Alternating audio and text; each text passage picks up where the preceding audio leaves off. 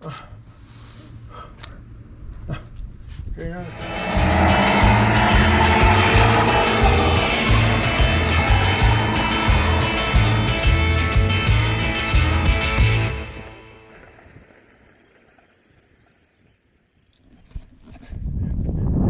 guys, welcome back once again.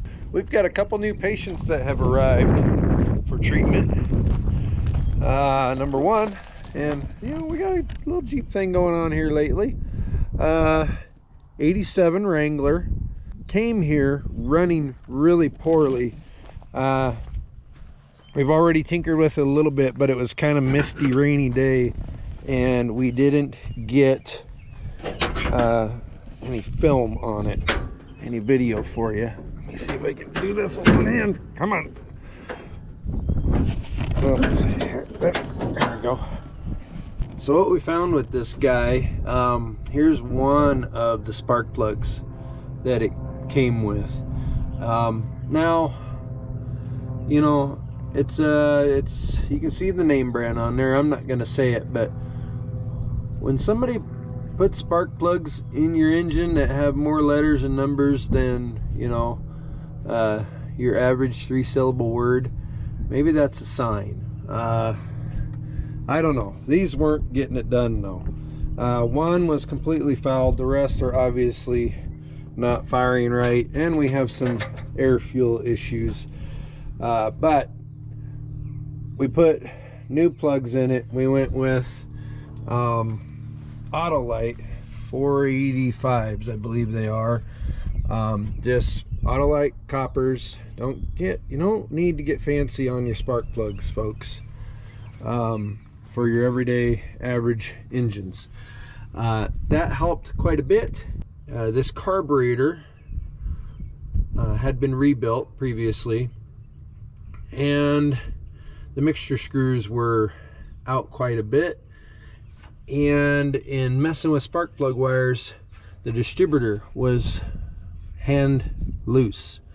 I don't mean hand tight, I mean hand loose, whereas if you just touched it, it would turn. So I think what happened was it got some service.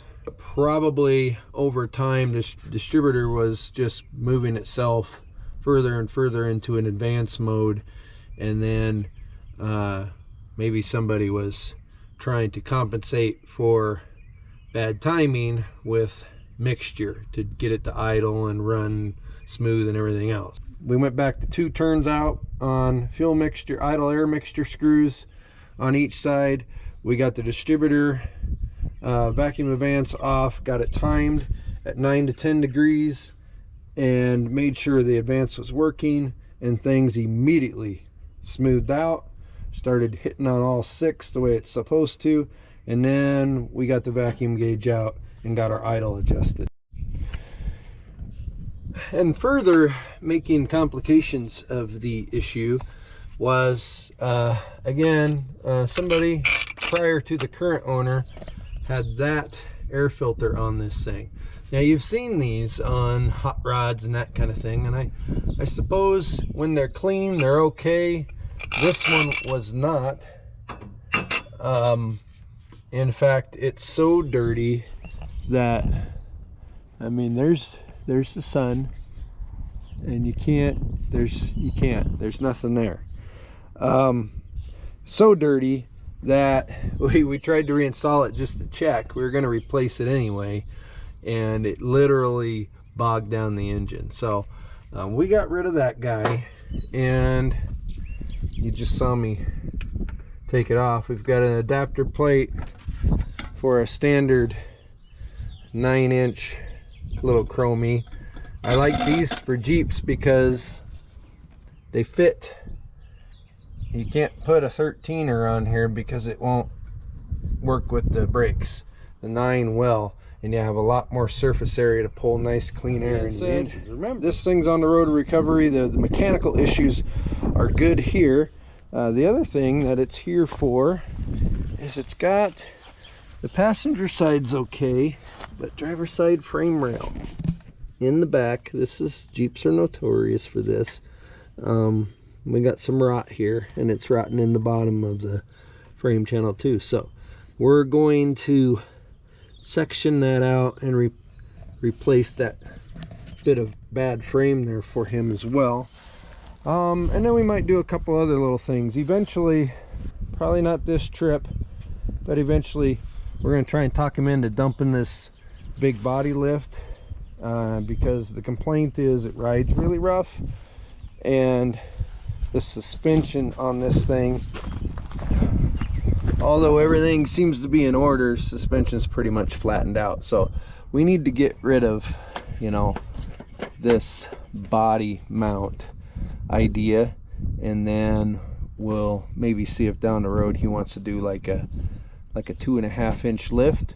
It's got 33-inch tires, so we could go down to just a 1-inch body lift, 2.5 inches of suspension lift, and it'll probably ride really nice and, you know, cure a lot of those back braking issues. It's going to need a battery too. It came with a dead battery, and we can't get it to boil back. So that's where we're at with this one.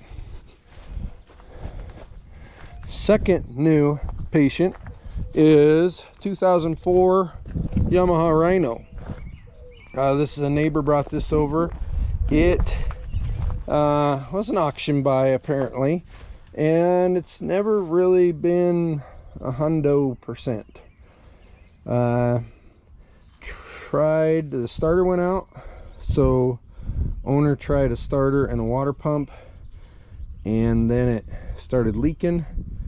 It leaked all the oil, all the coolant out. We did find that one of the coolant lines was not attached properly. That was probably the coolant issue. It does have the oil leak, so maybe we didn't get a gasket back together right. But more importantly, we did get it fired up. We put oil and coolant in it just to see how life was, and it's got exhaust coming through the coolant in a big way. So we've got a head issue here. Good news, it's not putting coolant in the oil, so rest of the engine should survive. But yeah, we've got a mixture of exhaust and coolant that we have to deal with. So that's kind of the plan on this one, and then we got to go back and also figure out where the oil's leaking, but that shouldn't be a huge issue. Otherwise, you know, got almost 10,000 hours on this booger, but we'll see if we can't make it survive for just a little bit longer. So that's patient number one, patient number two, and you'll see both of those get fixed up here in the next week or so probably. All right, we took the YJ on a road test and it ran great. It's got 33s on it, and we'll look at the axle tag when we're done doing this other frame repair, but I'm pretty sure it's got the 307 gears, and it's just not happy. As long as you got no wind or the wind at your back, you can cruise down the highway all day in 4th gear. Don't plan on using 5th gear, but if you're going against the wind, you got a 55-60 mile-an-hour top speed. We're on to the next thing, which is frame repair. This is the driver's side rear frame rail. Here's the back of the Jeep, and yeah, this is not supposed to be a hole. This is not supposed to be a hole, and back here this isn't supposed to be a hole. So we've got the wheel and tire off. We're in the process of taking the back bumper off, and then this has got a nasty, way too tall body lift on it. We got to get this body lift puck out of here, and then we'll loosen up the spring hanger, get that out of the way, and then we'll get in here with the Zeus and Zeus this out, and we'll build a new little section of rear frame here for him. So that's the plan for this little adventure. Thanks for watching, and let's see what kind of mess we can make today.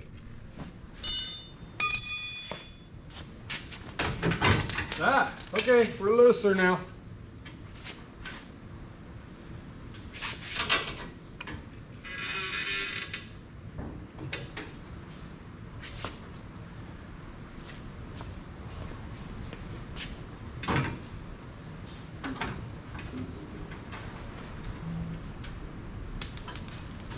There we go. I'm just gonna We'll take this guy over here. That'll work. We're not messing around with this spring hanger bolt. We're going right to the 5-pounder. Huh. Interesting. It popped right out. There we go. Skinned up my thumb. Alright. Now we just gotta loosen this guy.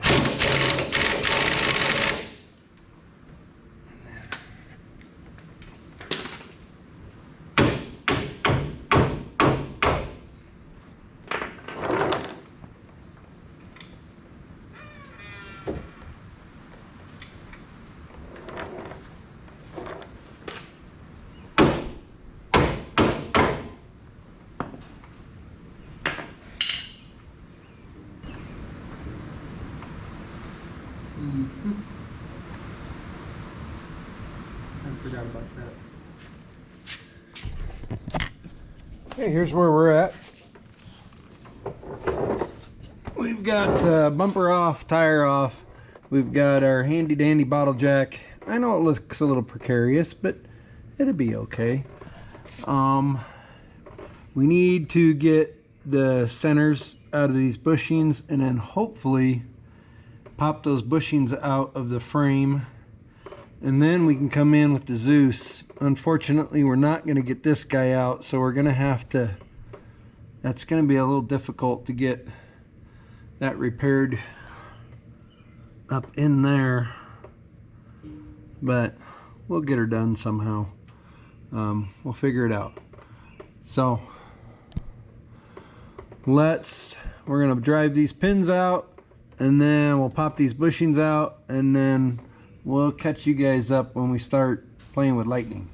Alright, it's Plasmar time. We did end up taking this bolt out for the body mount. It broke off in there, so that's gonna suck, but everything else is ready. We got the bushings out of the frame. We've got our measurements of where we want to put stuff back. So for the first cut, we're gonna come right down around here, follow this good edge up to here and come right down in here and out on the outside of the frame rail.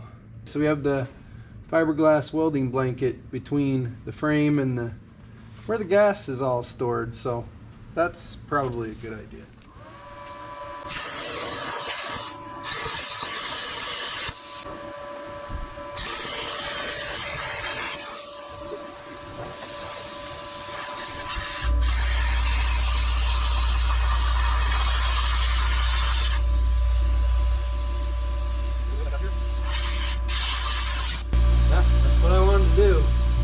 I think this might be what they refer to when they say the point of no return. We've got her cut back to good metal-ish anyway. Now we just got to clean all this up, front, top, back, bottom, side, and then we'll start by making templates for the sides, and then we'll make a piece for the bottom. We'll get everything welded in, and then we'll reinsert the spring bushing and weld it in, and then life will be pretty good. So we got a lot of grinding to do, and then we got to make some templates, and yeah, then we weld back together, I guess. Here's how we're making our templates, or our pieces, I guess. Oh, ow, sorry. So we measured before, and then we're taking these we got poster board is what we use a lot for templates and stuff, and we'll just take a piece that's close to the right size, put it over the hole where we cut, and then we come in the back side like this, and we'll trace out the hole where we cut it so we can cut it with the Plasmar. Where's your GoPro at?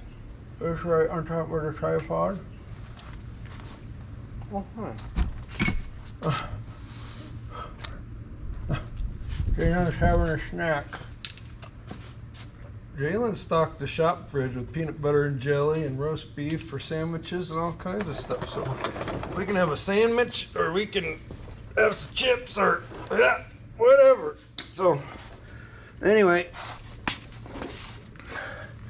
that's what the template looks like on the back. Not much right now, but we'll cut her out and we'll fit her in.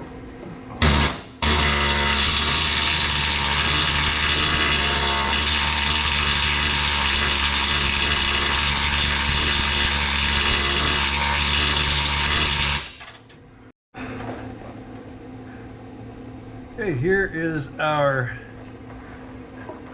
section of frame ready to get grafted in. You should be able to go something like this.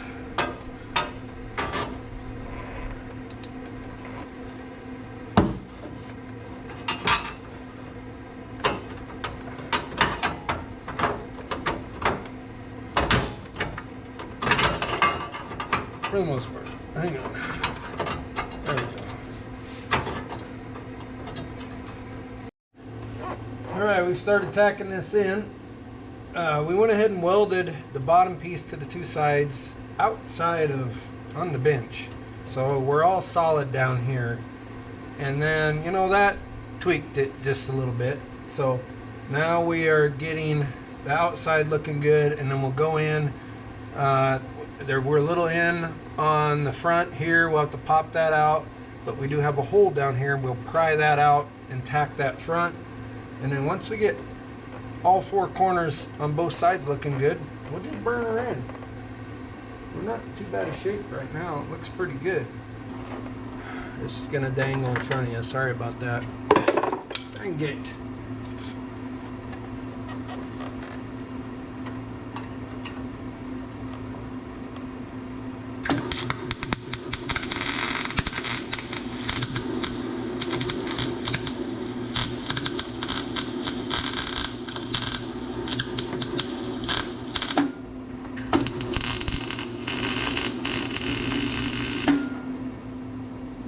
That's in. Almost welded my screwdriver. I like it. Alright, we're gonna go fiddle with the backside and do kind of the same thing, but there's no way I'm getting the camera in there. So stand by, we'll give you a little rest, and then we'll have some more video when we start burning this in.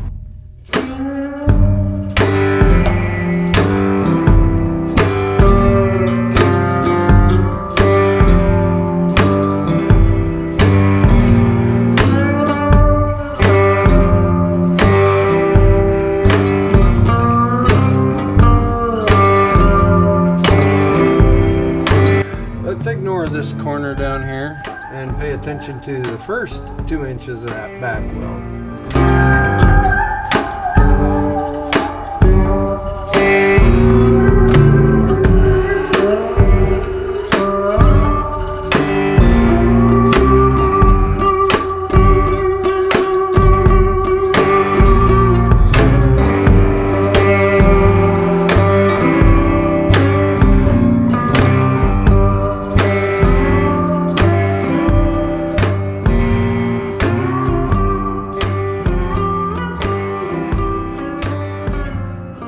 There we go. All I have left is the little upside down bits underneath. We got to drill holes for the spring hanger. So that's the next steps. All right, here we are. We got her all welded in, all nice and pretty. We 1.5-inch hole saw. We reused the tubing for the spring hanger. Measured carefully, put it back where it goes. That's welded in, and gave her a little coating of low gloss black. So gonna throw the bushings in, spring back up. We still have broken bolt up here from that dang body lift. Ladies and gentlemen, 1 inch of body lift is fine. Supplement it with the suspension lift. Don't put, where'd it go? Don't put this much dang body lift on your Jeep, truck, car, whatever you have. You just ask for trouble. It looks dumb, and you just shouldn't be doing it. Stop it. It's not worth it. Save your money. Get a good suspension lift. Just like that, frame repair is complete.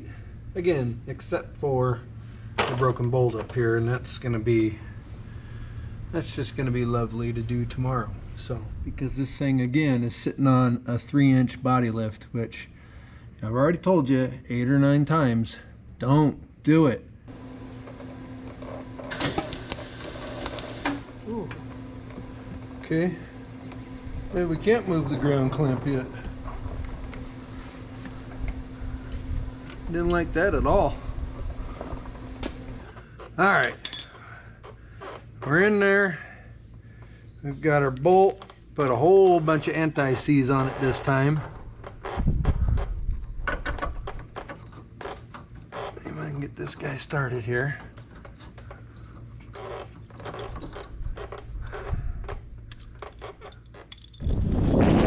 Sorry about that. I heard the GoPro die, and I made a mental note up here, you know, battery's dead. You should change the battery if you want to keep making videos. And then I forgot. We're done. It's all done. So, a couple complaints with this Jeep. Number one, it was running like crud. Only running on probably 4 out of the 6 cylinders. Had some goofy Champion spark plugs in it. Was way out of time, and the carburetor was a little out of adjustment. We made that happy. Put a decent, and the air cleaner was completely clogged. Made everything happy. Put a new nice chromy 9-inch air cleaner on it. Mechanically happy. And then the second complaint was rust in throughout here, and we actually found it on the bottom and on the inside of the frame rail too. So we've got new metal in here. We rehung the rear spring we rehung the hanger, I guess. We're just gonna go with that. And then, you know, had to put the bumper back on. We tidied up some wiring back here just because it was a little loose and off. Yeah, just took it for the final test drive. Ran great. We did a little investigation just so we can report back to the owner correctly. It's got 308 gears and 33 12.5s on it. So I think we're doing swell. We've got about a 10 to 12 mile an hour wind right now. Going into the wind, she'll hold 61. Going with the wind, you can go 70 if you want to, but 65's probably, you know, good cruising speed for this rig. So that's going to be way better than it was. You just, when you take these little 6 cylinders with the 308 gears, you can't throw a lot of tire at them without, you know, changing some things in the gear ratio department. This is no longer a 5-speed. You're only going to get use out of 1 through 4 there. So, but that's all right. It runs great. It goes down the highway, and he'll be able to use it and get some enjoyment out of it. Last thing, we gotta message him and see if he wants us to source some seat covers or not. He had mentioned that. If he wants that, we'll do that. But for the most part, this one's done and out the door. Another classic Jeep saved. These YJs are getting harder and harder to find, and this is a pretty clean example, so we're happy to have gotten a chance to work on it and keep it going. Hey, thanks for watching. Appreciate you. We'll see you on the next one.